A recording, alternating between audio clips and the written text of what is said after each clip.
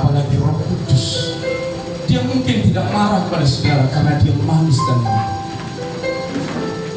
Dan saya sebagai hamba Tuhan mengingatkan saudara, selama mendengarkan firman Tuhan ini, semua kita dengarkanlah dengan sungguh-sungguh dan terimalah setiap kebenaran. Yang setuju katakan amin. Amin.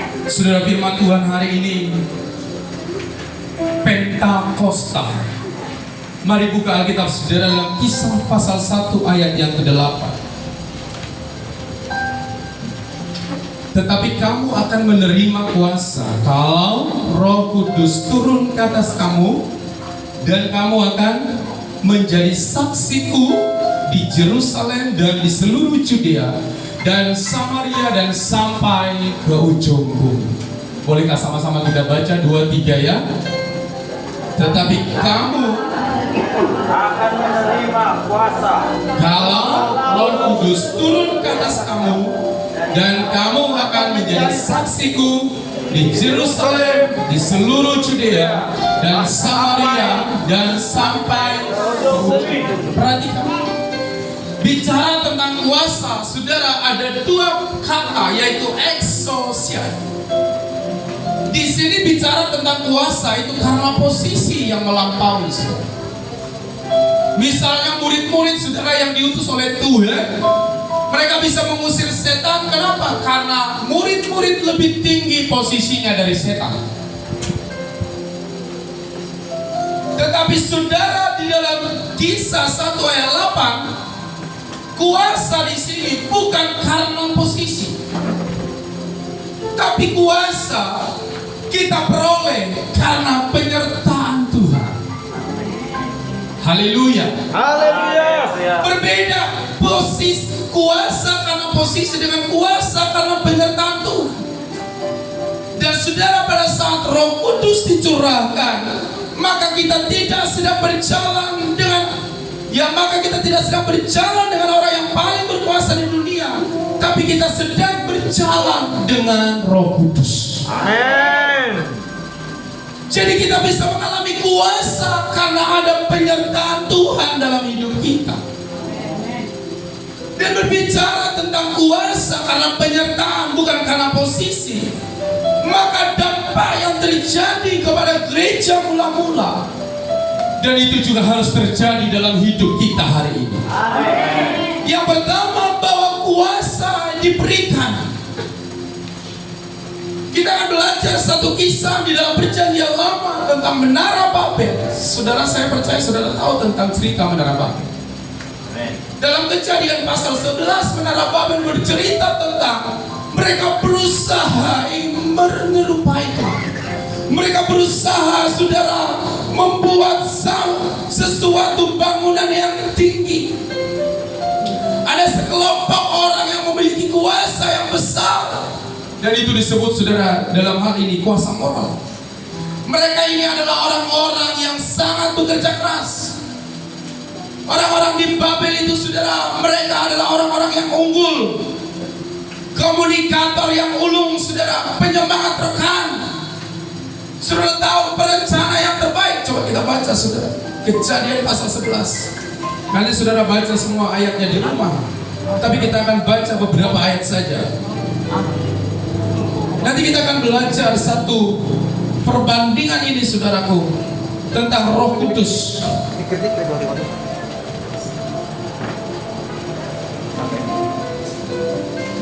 Mari kita baca ayat 6. Dan ia berfirman, mereka ini satu bangsa dengan satu bahasa untuk semuanya. Ini barulah permulaan usaha mereka. Mulai dari sekarang, apapun juga yang mereka rencanakan, tidak ada yang tidak akan Dapat terlaksana. Bayangkan, saudara, rencana mereka tidak ada yang tidak dapat terlaksana. Kenapa? Karena mereka orang-orang unggul, orang-orang dapat dipercaya, pekerja keras.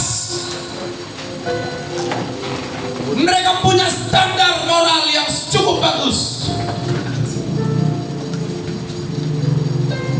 Mereka perencana yang terbaik.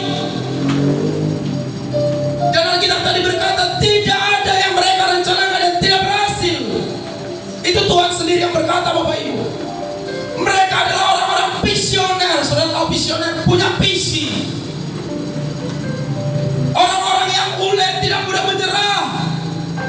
Walau banyak kesulitan yang mereka hadapi.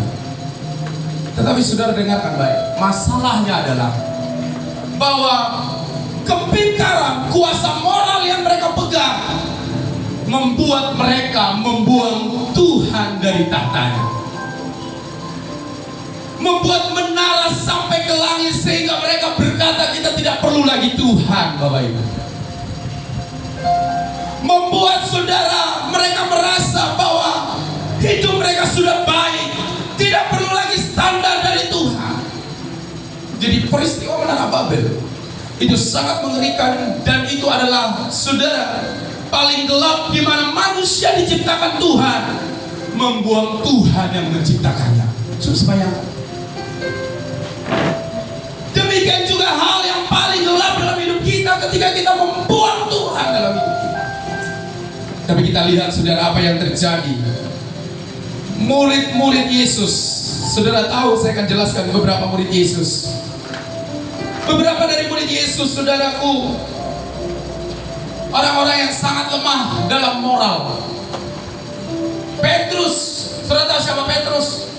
Orang yang sangat egois, tidak punya pikiran yang dalam. Andreas, orang yang suka bekerja sendirian. Jadi kalau ada orang yang suka kerja sendirian, sudah gak usah heran. Murid Yesus pun begitu, saudara. Yakobus anak Zebedeus, orang yang suka mencari posisi. Kalau ada pelayan suka mencari posisi, itu juga terjadi, Bapak Ibu. Haleluya. Haleluya. Punya sifat pembalas. Wow. Yohanes anak Zebedeus, seorang pemalu, berpura-pura. Filipus ini tidak teliti, lambat mengambil keputusan, tidak punya inisiatif. Nathanael, orang yang mudah berprasangka, ragu-ragu, negatif. Siapa lagi murid Yesus? Thomas. Siapa Thomas, saudara? Orang yang tidak mudah percaya, skeptis. Matius. Siapa Matius? Pemungut Cukai. Sudah tahu pemungut cukai kalau zaman Yesus apa itu? Pemungut cukai itu, saudara, sama levelnya dengan seorang pelacur. Yakobus, pemungut pajak. Dan satu yang terakhir siapa, saudara? Yudas, pengkhianat. Itulah saudara label yang ada pada murid-murid Yesus. Kalau dibandingkan dengan orang-orang yang di menara Babel, maka murid-murid Yesus sangat jauh kehidupan moralnya, saudara. Tapi saudara tahu, justru kepada orang-orang yang dibuang oleh dunia ini, kesitulah Roh Kudus turun. Haleluya. Haleluya. Haleluya. Kalau di Babel maka manusia membuang Tuhan, maka peristiwa Pentakosta Tuhan datang dan diam dalam diri manusia. Amin. Amin. Amin. Dalam Yohanes pasal 14 ayat 16-17.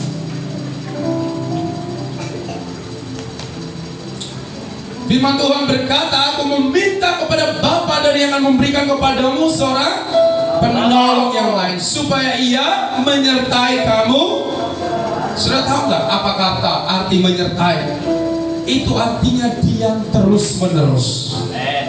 Jadi ketika kita menerima Kristus, maka Roh Kudus diam secara terus menerus dalam kehidupan orang-orang yang mempercayainya. Jadi siapa di sini yang percaya kepada Kristus? Boleh angkat tangan, saudara. Haleluya. Di dalam saudara ada Roh Kudus yang diam terus menyertai saudara. Berikan tepuk tangan untuk Tuhan Yesus. Haleluya. Kalau dalam perjanjian lama, minggu lalu saya sudah terangkan, saudara, Roh Kudus itu bisa keluar masuk, betul? Tapi di dalam saudara ini keluar masuk nggak Roh Kudusnya, saudara? Maka tahun depan kayaknya aku nggak kepenuhan lagi, Pak Pendeta. Alkitab berkata, saudara, Dia menyertai kamu selama. Jadi kuasa itu diberikan. Perhatikan, orang-orang di menara Babel, mereka berusaha, saudara. Tapi hari Pentakosta, Yesus datang, Roh Kudus dicurahkan kepada murid-murid yang tidak punya, saudara, yang punya level yang tidak baik, yang secara dunia dalam pemandangan dunia tidak berharga. Yang kedua, apa dampaknya? Kuasa yang mengubah. Di dalam Kejadian pasal 11 itu, ketika manusia berusaha mencapai langit dengan kekuatan moralnya, sudah tahu apa yang terjadi? Perseteruan. Coba kita baca ayat 7. Kejadian pasal 11 ayat 7. Baiklah, kita turun dan mengacau lautan apa? Di sana bahasa, sehingga mereka tidak mengerti lagi bahasa.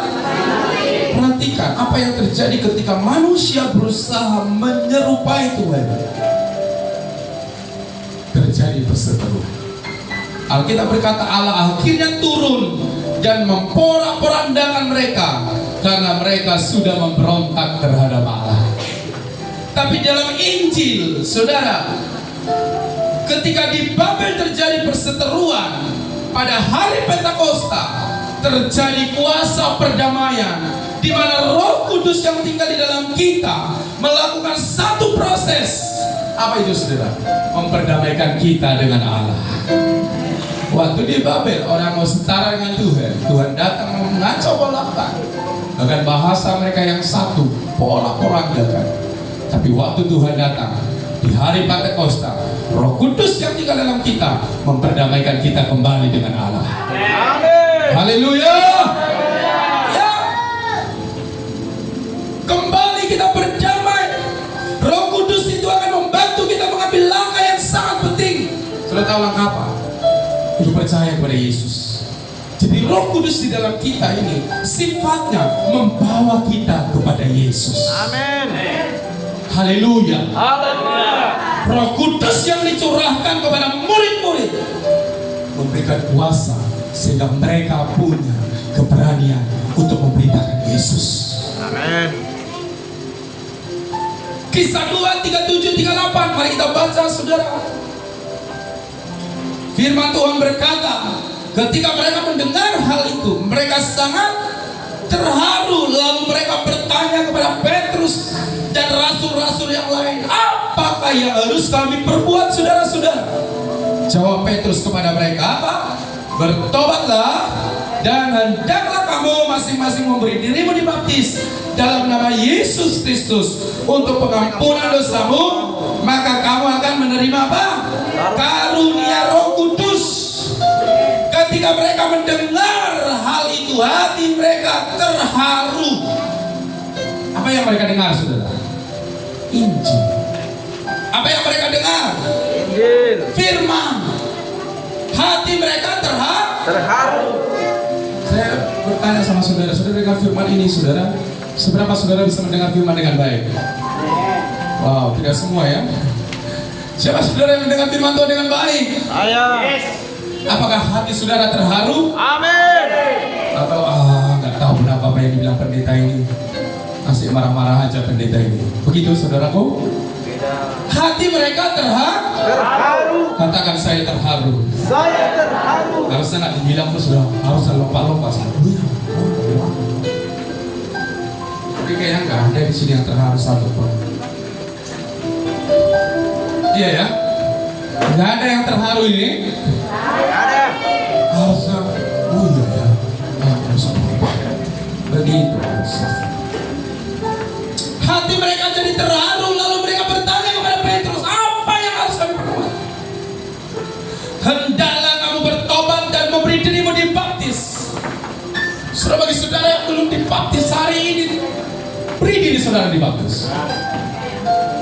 Haleluya. Jangan tunggu nanti, sekarang waktunya saudara. Amin. Amin. Maka kamu akan menerima karunia Roh Kudus. Jadi Roh Kudus melalui murid Yesus membawa kabar perdamaian kepada orang-orang pada saat itu. Siapakah mereka yang begitu tersentuh dengan khotbah Petrus sehingga ingin melakukan transaksi? Mereka adalah orang-orang Yahudi yang menganut Yudaisme. Tapi Petrus menekankan bahwa perbuatan baik saudara tidak dapat menyelamatkan hanya karena percaya kepada Yesus. Amin. Dan berbicara mengenai pertobatan saudara, kita akan lihat ada 4 jenis bertobat saudara. Pertama, bertobat palsu. Ini orang yang mencari Tuhan hanya untuk kepentingan sendiri. Hati-hati. Adakah saudara di antaranya ini? Saudara seperti bertobat palsu, mencari Tuhan hanya untuk kepentingan, keuntungan diri sendiri. Bertobat semu, orang-orang yang dipengaruhi yang oleh filsafat gnostik, yaitu yang percaya ada perbedaan roh dan daging. Bertobat agamawi, orang yang sudah meninggalkan kejahatan namun motivasi mencari Tuhan itu karena takut dihukum. Memberi persepuluhan karena takut tidak diberkati. Memberi persembahan karena takut tidak diberkati. Itu saudara bertobat agamawi. Di gereja ini gak boleh seperti itu saudara. Amin. Haleluya. Saudara melakukan firman karena saudara tahu itu firman dan saudara mau taat kepadanya. Katakan amin. Amin. Ada bertobat ilahi, yaitu transformasi karena Injil. Saya berdoa semua kita ini mulai berubah karena ada Injil yang mengubahkan hidup. Amin. Katakan haleluya. Haleluya. Jadi Roh Kudus yang dicurahkan itu adalah Roh Kudus yang memakai murid-murid Yesus untuk membawa berita damai dan bukan berita agama. Maka Petrus berkata, bertobatlah, hendaklah engkau memberi dirimu dibaptis untuk pengampunan Dosa. dosa. Engkau perlu dibaptis. Aku udah pernah dibaptis Pak Pendeta. Orang yang dibaptis adalah orang yang dewasa, yang mengerti firman. Dan kalau kau belum mengerti firman, saudara jangan mau lakukan. Tapi kau harus tahu firman, dan itu kau mau lakukan. Jadi Injil yang dibawakan oleh murid-murid bukan saudara perbuatan baik, tapi karya Yesus. Dan yang ketiga, kuasa yang dialirkan. Saudara tahu dalam Kejadian pasal 11 itu di mana proses manusia fokus kepada apa saudara? Orang-orang di Babel saudara, mereka mau membangun fokus kepada gedung. Tapi orang Pantekosta di mana Allah yang fokus kepada murid.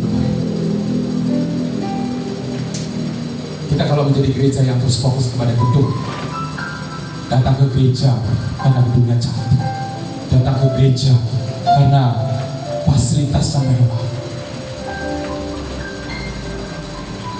Tuhan tidak seperti itu. Waktu hari Pantekosta, mereka berdoa di loteng atas. Kita nggak tahu seperti apa loteng atasnya, tapi sudah tahu Tuhan ada di sana. Karena Tuhan tidak fokus kepada gedung, Dia fokus kepada Tuhan tidak fokus kepada AC ini, Dia fokus kepadamu. Amin. Haleluya. Haleluya. Maka jangan kau fokus kepada AC. Kalau udah ada AC udah mantap ini. Tuhan fokus kepadamu. Menara Babel saudara, mereka fokus kepada monumen. Dan saudara tahu apa yang terjadi? Monumennya tinggal begitu. Kenapa? Karena mereka sudah terporak-porandakan. Gedung tinggal gedung. Tapi saudara tahu, Pentakosta bukan hari membangun monumen, tapi membangun sebuah kegerakan di mana gereja tidak hanya berhenti di Yerusalem, tapi terus bergerak ke Judea, ke Samaria, sampai ke ujung bumi.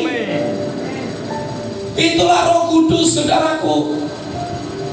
Tuhan datang mengunjungi manusia, diberikan rohnya kepada kita. Dan saudara, maka mulai ada kegerakan. Kita sudah berdoa 3 malam di gereja. Saya percaya saudara, ada hati kita yang semalam saya sudah menjelaskan bagaimana Roh Kudus itu membuat kita mampu bergerak. Haleluya. Roh Kudus itu membawa kita ke dalam sebuah pergerakan ilahi. Amin. Tapi di Babel apa yang terjadi? Mereka membangun menara, membangun gedung yang hanya tinggal gedung, tapi tidak ada pergerakan. Tapi Roh Kudus di dalam murid-murid saudara, apa yang terjadi? Mereka tidak berhenti di Yerusalem, mereka terus bergerak. Mereka mulai ke Makedonia, mereka mulai ke Samaria, mereka sampai ke ujung bumi, dan sampai hari ini Injil diberitakan karena ada murid-murid yang mengalami kegerakan 2000 tahun yang lalu. Amin. Dan api itu saudara harus terus bernyala. Coba bayangkan saudara, murid-murid saudara tidak punya api, maka mereka tidak akan pergi. Hari ini saudara, engkau harus punya api Roh Kudus Amin. yang membakar hatimu, supaya kau bisa mengalami kegerakan dari Tuhan. Haleluya. Haleluya. Jangan cuma saya yang saudara yang terbakar, harus terbakar. Dengar firman Tuhan, saudara, respon, tangkap firman Tuhan. Amin. Amin. Haleluya. Saya mau tanya, jangan nanti saya kesesoran saudaraku. Saya perlu tanya juga. Kira-kira saudara ngerti apa yang saya sampaikan? Amin. Tapi kok kayak bingung-bingung begini semua.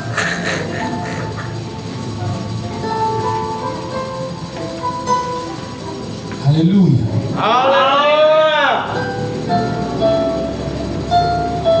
Jangan-jangan nanti saudara saya source sendiri saudaraku. Nanti saudara pun entah kemana ya. Gak ada pun aku dapat satu nggak ngerti pun aku gitu. Supaya saya belajar saudaraku. Haleluya. Atau apakah terlalu tinggi bahasa saya? Kayaknya enggak, kan enggak ada bahasa Yunani, bahasa Sanskerta, bahasa Inggris. Saudara sudah lahir baru? Sudah. Haleluya. Haleluya. Api ketemu api apa saudaraku? Ini kok kita nggak terbakar ini saudara? Haleluya. Haleluya. Harusnya hari ini ada kegerakan Allah di sini karena ada Roh Kudus. Dan Matius 28 ayat 18 sampai 20 berkata, Yesus mendekati mereka. Dan ini poinnya saudara. Kepadaku telah diberikan segala kuasa di surga dan di bumi. Karena itu pergilah, jadikanlah semua bangsa muridku, dan baptislah mereka dalam nama Bapa dan Anak dan Roh Kudus. Dan ajarlah mereka melakukan apa? Segala sesuatu yang telah kuperintahkan kepadamu, dan ketahuilah aku menyertai kamu sampai kesudahan zaman. Kalau kita mau diselamatkan saudara, kita hanya membutuhkan satu firman. Apa itu? Percaya kepada Yesus, maka kita akan diselamatkan. Tapi kita mau menjadi orang Kristen yang dewasa dan mau serupa dengan Kristus, sudah tahu nggak? Saya dan saudara perlu bekerja sama dengan Roh Kudus. Haleluya. Haleluya. Kita membutuhkan semua firman. Kita membutuhkan kehendak Tuhan. Untuk apa? Untuk kita taati. Untuk kita diselamatkan, kita hanya butuh satu pekerjaan yang datang dari Roh Kudus dalam Yesus. Tapi untuk membawa satu kegerakan, di mana supaya firman tersebar sampai ke seluruh dunia, maka kita perlu kerjasama dengan Roh Kudus secara terus-menerus. Amin.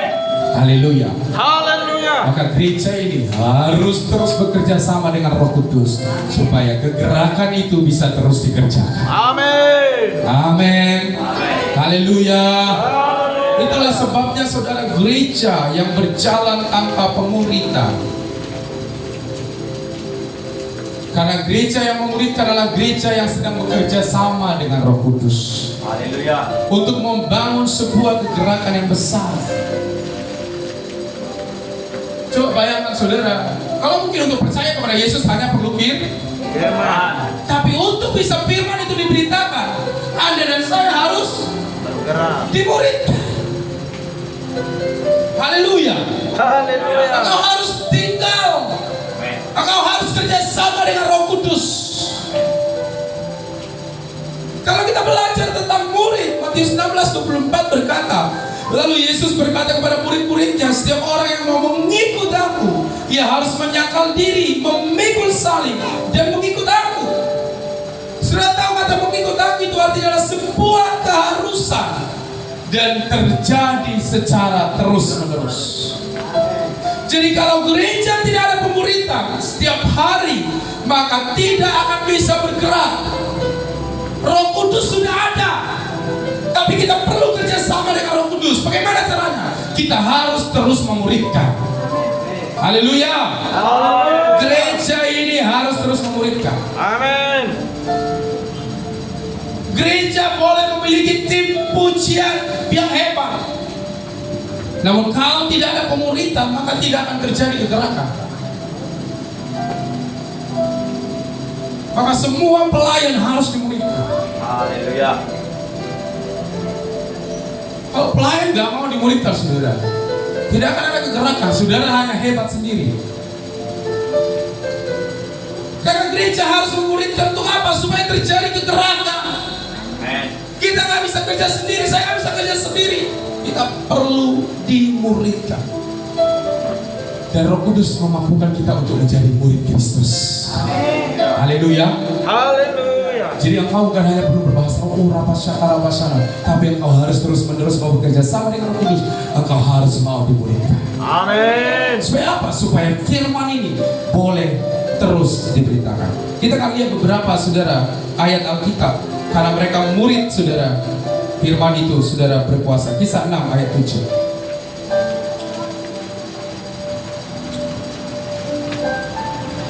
Firman Allah makin tersebar dan jumlah murid di Yerusalem makin bertambah banyak. Juga sejumlah besar imam menyerahkan diri, dan firman Allah makin tersebar dan jumlah murid bertambah Banyak. Perhatikan, saudara, murid yang bertambah Banyak. bukan hanya orang yang penuh Roh Kudus. Dalam Kisah 9 ayat 36, di Yope ada seorang murid. Wow. Jadi murid ya, bukan orang percaya saja Bapak Ibu, tapi Murid. bernama Tabita, dalam bahasa Yunani Dorcas. Kemudian apa, saudara? Perempuan itu banyak sekali berbuat baik dan memberi. Saudara, ini jadi murid ya? Haleluya. Haleluya. Kemudian kita lihat lagi Kisah 14 ayat 21.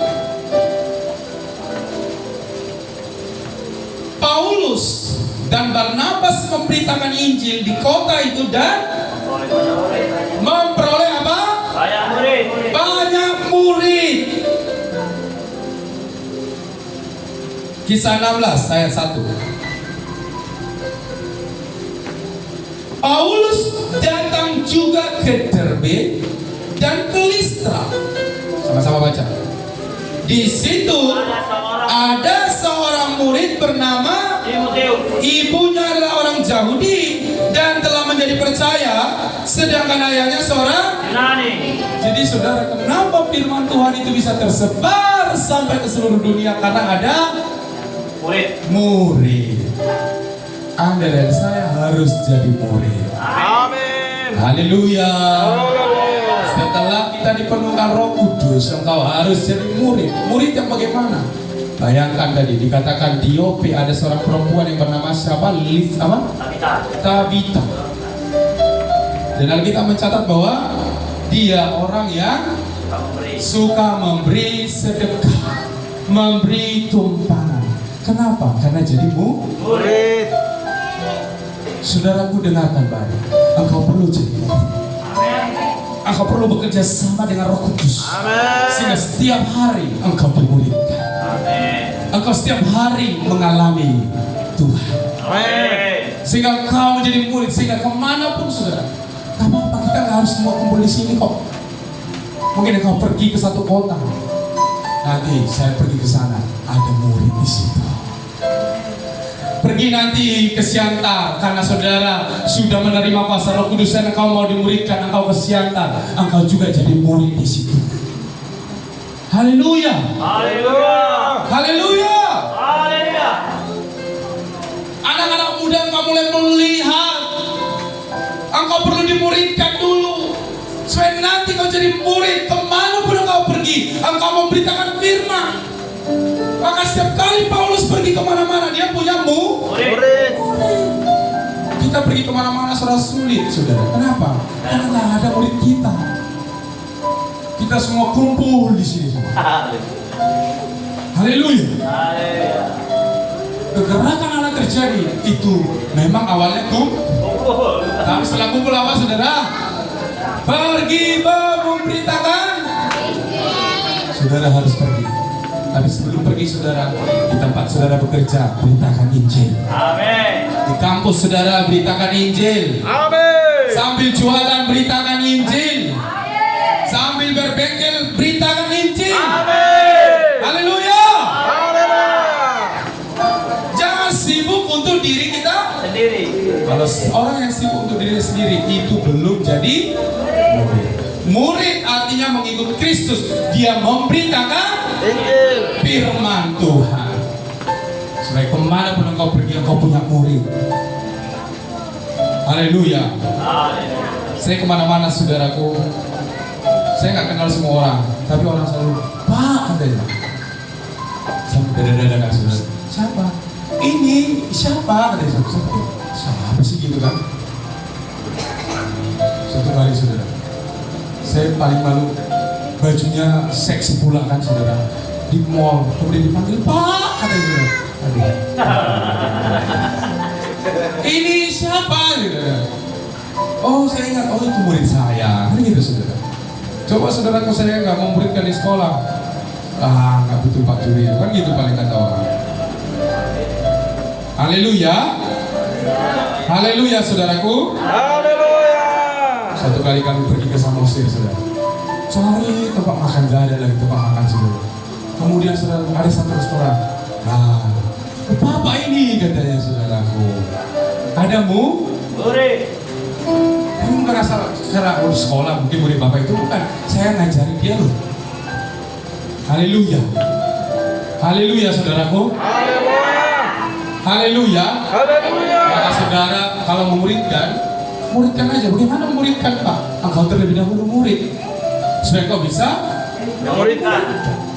apa yang kau muridkan, ajarkan tentang Tuhan. Kalau udah tahu dia Yesus, udah pergi. Udah.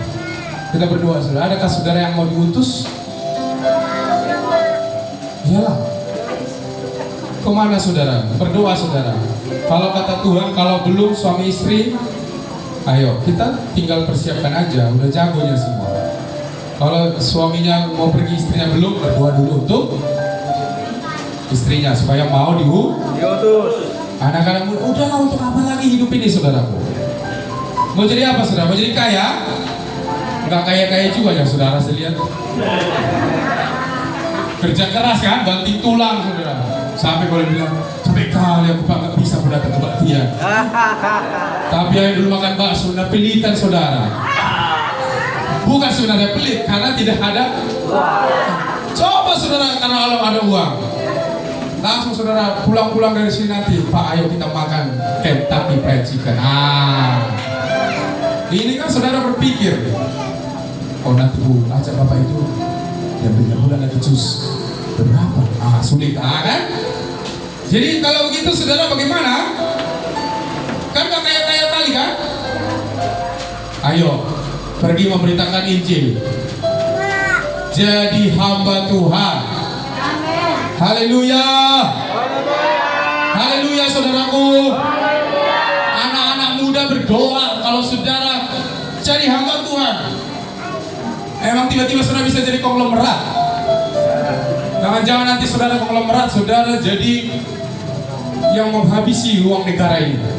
Daripada itu saudara, bagusan saudara pergi memberitakan Injil. Amin. Jangan bilang Pak Pendeta jadi hamba Tuhan nanti nggak makan. Siapa bilang?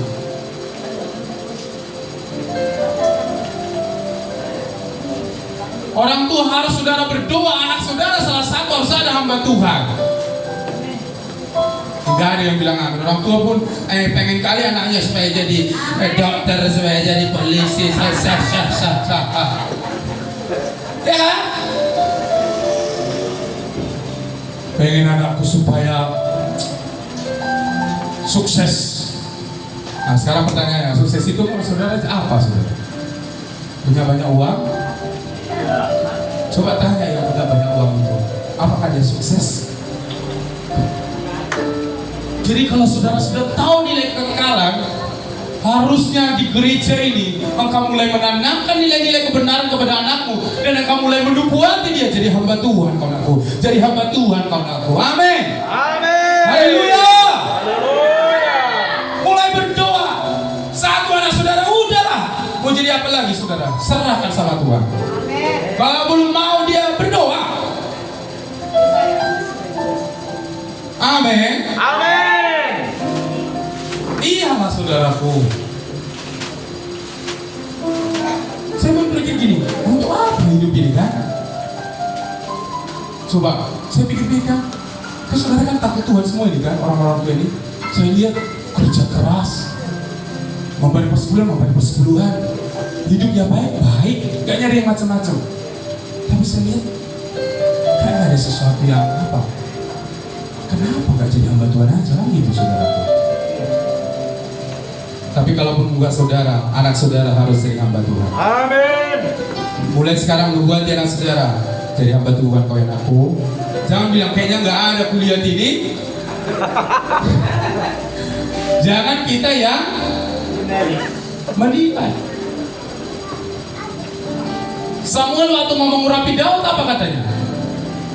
Dipanggilnya abangnya si Daud kan?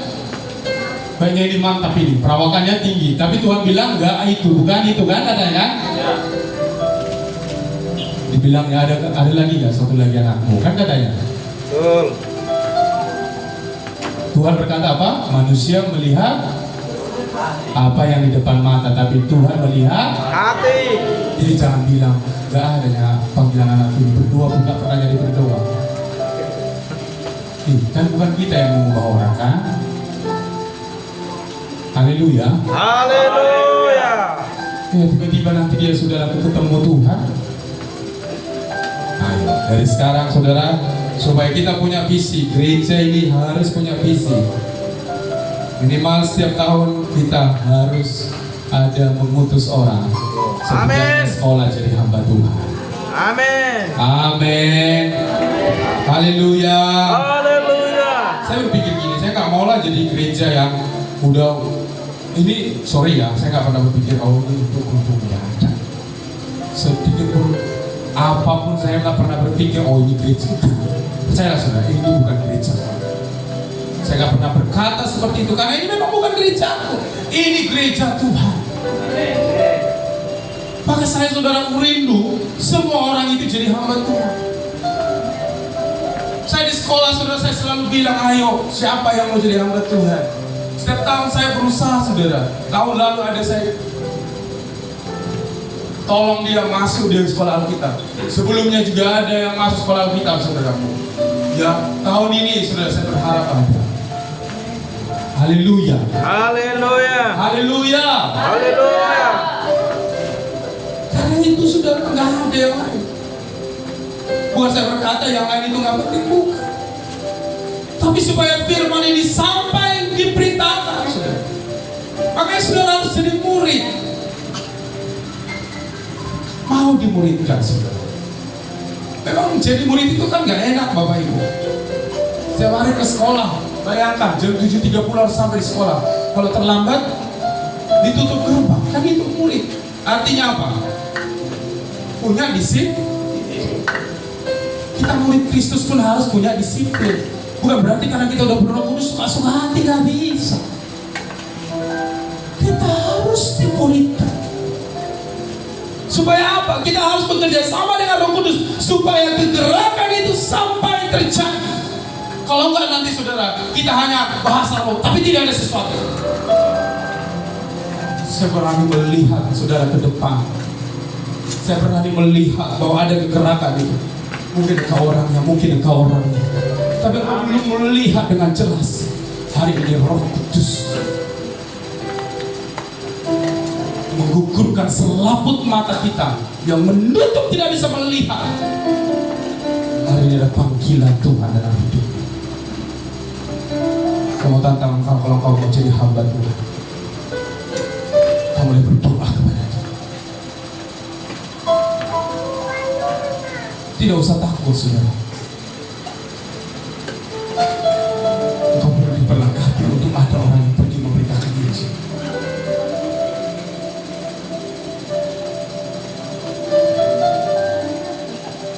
Tidak harus gereja menjadi gereja yang mengutus.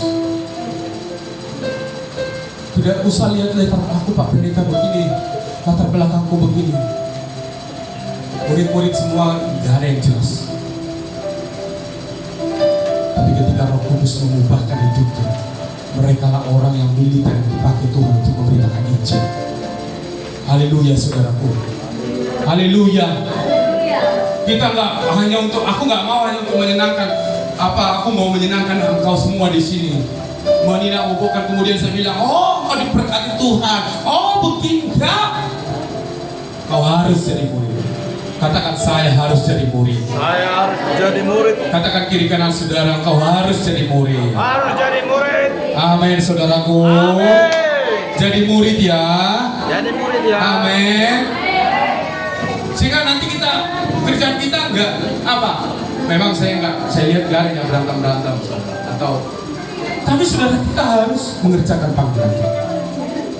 Oh enggak nanti saudara tonjokan kita sana sini. Kenapa? Karena kita sedang membangun kerajaan, bukan kerajaan sorga, kerajaan Babel.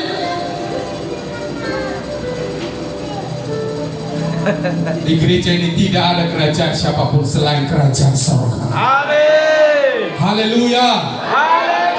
Maka saudara kalau macam-macam pun saudara bisa bilang saudara, Pak Pendeta saudara ini kok udah kerajaan sendiri nih. Langsung tegur saja saudara. Mudah-mudahan saya seperti Simon. Langsung bilang apa? Doakan aku. Bukan seperti siapa? Simon deh. Bukan seperti si Simpson. Ananias. Diperingatkan Petrus gak? Tapi apa kata Ananias? Enggak, udah semua itu kan katanya saudara. Ya kok saudara diingatkan? Kamu begini. Enggak, udah terbaik nih Pak Pendeta.